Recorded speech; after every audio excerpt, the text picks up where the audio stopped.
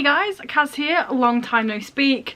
I've not really filmed anything. I went abroad twice, I've existed, and now I'm finally back to do the end of the year book tag. So this is a staple on BookTube and I thought, why not? It seems the perfect time. We've got 2 months left, so let's dive straight in. So the first question is, are there any books you started this year that you need to finish? And I do have 2 answers for this. I'm reading both of these books at the moment. I have The King's Men, which is a reread by Nora Sakavic, and I have Days of Blood and Starlight by Elena Taylor, which is a read. Now, the reason I'm reading both of these is I reread the first 2 books in this series, then I went on holiday and didn't want to take this fancy version with me, so I took this book instead. I didn't finish it on my holiday because I was too busy doing holiday stuff. So and then when I came back, I really wanted to finish this series. So I'm on page 428, this one, I have this much left. And this one, I'm on page 326 and I have this much left. So yes, both of them will be finished this month. But there you go. Both of them I'm very much enjoying as well. Obviously, this is a reread, love it, really enjoying this series. Question 2 is, do you have an autumnal book to transition into the end of the year? I'm not really a seasonal reader. I don't specifically pick like horror or thrillery stuff in October. I'm not in the spooky vibe. I don't read Christmassy books at Christmas. I don't read summery books in summer. And I don't read autumnally books in autumn. So no, I don't have an autumnal book to transition me to the rest of the year. Question 3 is there a new release you're still waiting for? I am terrible at knowing when books are coming out. New release, when, who, where, how.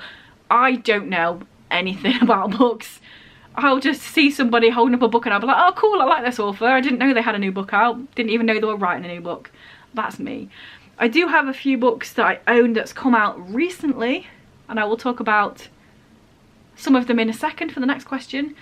But as like books that are not released yet that are gonna release before the end of the year, I literally have zero idea about anything.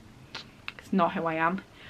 Like when people make videos when it's like, oh, the 30 books I'm really looking forward to coming out in the next quarter, I'm like, how do you know these things?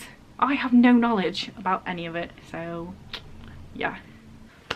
There's only 6 questions, so let's head on over to a message for one of the spawns and I'll be back with the last 3 in a second. Searching, still nothing. She must be out there. The special girl that brought me home with no sign of radiation. Some days I get smart. That's why you ran. I'll search through the photos on a laptop and see if I can find any nose hairs in the sample. She had a nosebleed. So Carly might still be alive. Yes.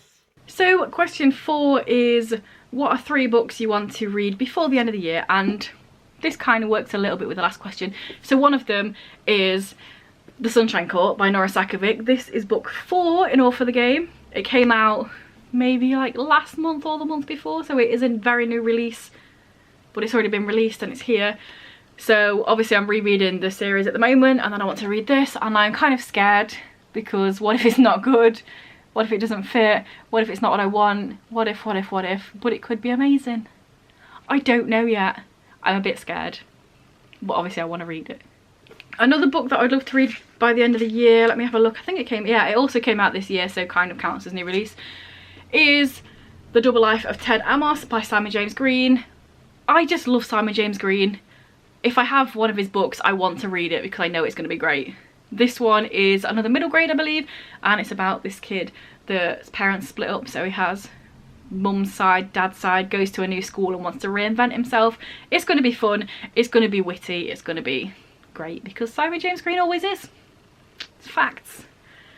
And lastly, I am all about finishing these series this year, so I do want to get to the last book in this series, Dreams of God and Monsters by Elena Taylor.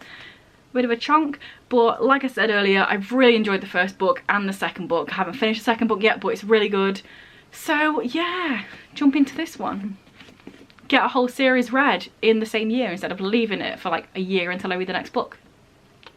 That's what I want to do. Question 5 is there a book you think could still shock you and become your favourite book of the year? Very possibly.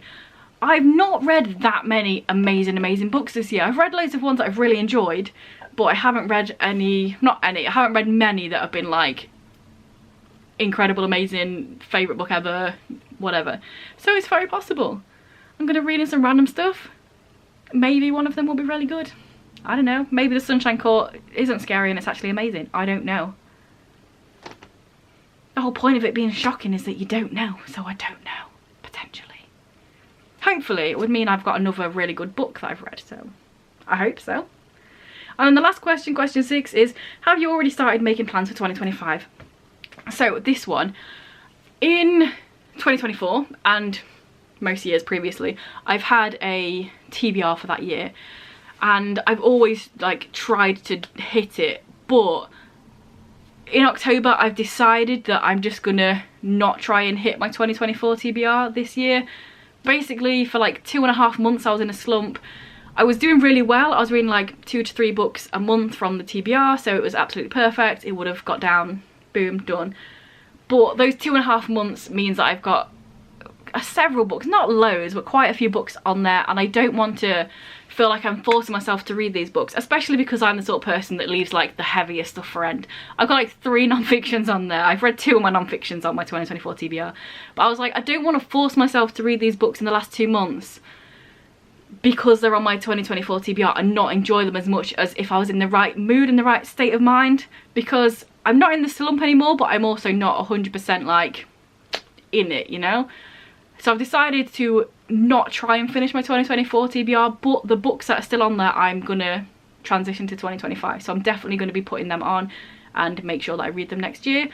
But yeah, that's one thing that I'm going to do. I've also decided that the past few years I've been doing the whole 2022 have 22 books, 2023 have 23 books, 2024 have 24 books, but I don't want to just keep upping the amount of TBR books for the year because I just like reading random stuff. And one of my goals also is to read 50% of stuff like whole, so obviously if I've already got a massive TBR I need to read, I need to prioritise both of these. So I've decided going forward it's just going to be 20 books every year now. I think that's a nice round number. 20 things on the TBR for the year, and then whatever else I read afterwards. So that's a few things that I've decided.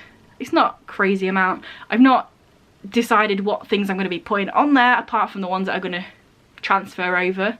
But yeah, that's kind of like starting my goals, I guess.